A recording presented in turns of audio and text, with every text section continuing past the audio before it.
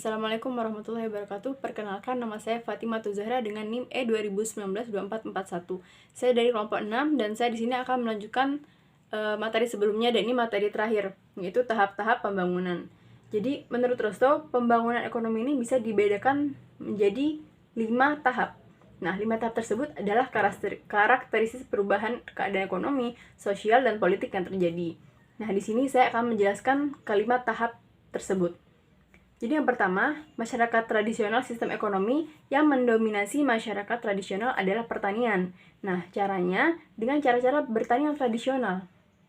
Jadi produktivitas kerja manusia itu lebih rendah bila dibandingkan dengan tahapan pertumbuhan berikutnya atau selanjutnya.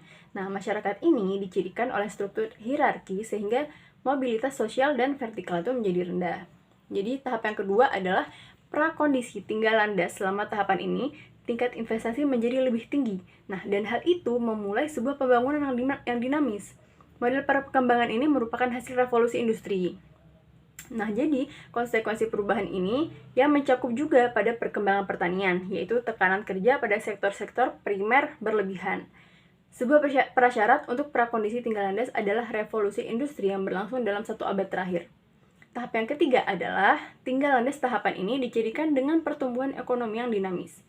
Jadi, karakteristik utama dari pertumbuhan ekonomi ini adalah pertumbuhan dari dalam yang berkelanjutan yang tidak membutuhkan dorongan dari luar sama sekali.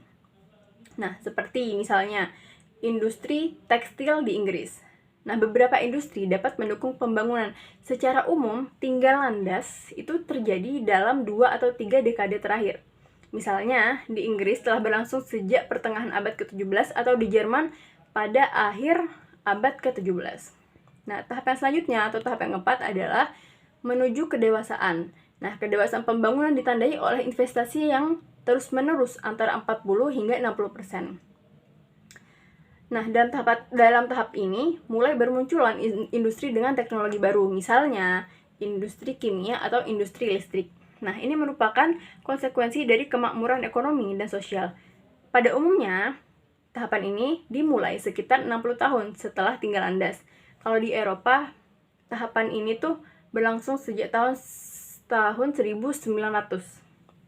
Selanjutnya, tahap yang terakhir, yaitu tahap yang kelima, adalah era konsumsi tinggi. Ini merupakan tahap terakhir.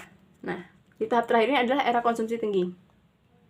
Jadi, dari 5 tahap model pembangunan Rostow, pada tahap ini sebagian besar masyarakat hidup makmur. Orang-orang yang hidup di masyarakat itu mendapat kemakmuran yang keserberagaman sekaligus. Menurut Rostow, saat ini masyarakat yang sedang berada dalam tahapan ini adalah masyarakat barat atau utara. Nah, kalau di Indonesia, menurut Rostow ini berada pada tahap masyarakat tradisional. Alasannya, karena sebagai negara berkembang menandakan pembangunan Indonesia sampai sekarang itu belum selesai. Artinya, selama Indonesia ini masih berproses dalam pembangunan ini, jadi status negara berkembang ini akan melekat terus, akan selamanya menjadi negara berkembang. Indonesia juga sebagai negara berkembang yang masih dalam transisi masyarakat tradisional ke modern. Jadi maka dari itu Indonesia itu masih berada pada tahap masyarakat tradisional. Sekian penjelasan dari saya, kurang lebihnya mohon maaf. Wassalamualaikum warahmatullahi wabarakatuh.